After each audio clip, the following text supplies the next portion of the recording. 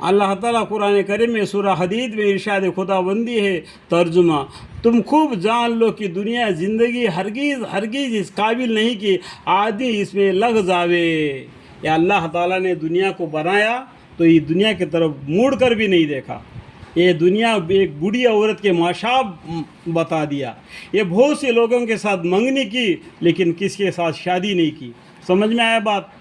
تم خوب جان لو کہ دنیا زندگی ہرگز اس قابل نہیں کہ آدمی اس میں لگ جاوے، کیونکہ یہ ختم ہونے والی ہے۔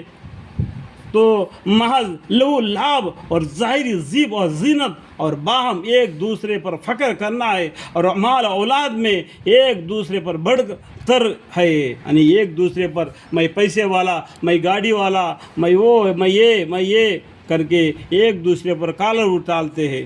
تو یہ کچھ کام آنے والی چیز نہیں۔ وہ گھمنڈی ایک دن نکل جائے گا تو اللہ کے سامنے گڑ گڑانے لگے گا۔ اور اولاد میں ایک دوسرے پر بڑھوتری ہے، اس کی مثال ایسی ہے جیسا کہ مین برسا، یعنی بارش برستا ہے کہ، اور اس کے وجہ سے پیداوار زمین سے جو نباتات پیدا ہوتے ہیں جانوروں کے لیے اور انسانوں کے لیے، ایسی پڑی کہ وہ کاشتکاروں کو اچھی معلوم ہونے لگے، یعنی کھیتی والوں کو اچھے معلوم ہونے لگے، یا کپاس ہو یا مرچی ہو یا ہلدی ہو یا کسی طریقے سے ہو یا گھاس ہو جانوروں کو چرانے کے لیے، وہ ایک دم بالکل زمین اپنا رونق کو آ جائے، اچھی معلوم ہونے لگے، پھر وہ کھیتی خشک ہو جاتی ہے۔ اگر اللہ کے طرف سے عذاب آ جاتا ہے، ایک دم گرمی پڑ جائے گا، پورا وہاں کا وہاں جل کر خاک ہو جائے گا، تو اس کو زردہ دیکھتا ہے، پھر وہ چور ہو جاتی ہے۔ یہ حالت دنیا کے زیب و زینت اور بہار کی ہے، یعنی یہ دنیا کی زندگی کیا ہے؟ بارش کے وجہ سے زمین تر و تازہ ہو جاتا ہے، انسانوں کے لیے بھی اور جانوروں کے لیے بھی اناج بنتا ہے۔ ایک دن اس کے بعد میں جب کھیتی پر گرمی پڑتی ہے تو اس کا پورا چور ہو جاتا ہے، ہوا ادھر کا ادھر اڑا لیتی ہے۔ آپ کر دیکھتے ہیں کہ نہیں گرمی میں ہوا کیسے چلتی ہے، دھلارا نکالتا ہے۔ اور اس سے پہلے وہ زمین کیسی تھی؟ تر و تازہ تھا۔ آج زمین کیسا پڑے ہے؟ سوکھا پڑی ہوئی ہے۔ معلوم ہے کیا؟ یہ دنیا کی حالت ہے۔ یہی حالت دنیا کے زیب و زینت اور بہار کی ہے۔ آج زوروں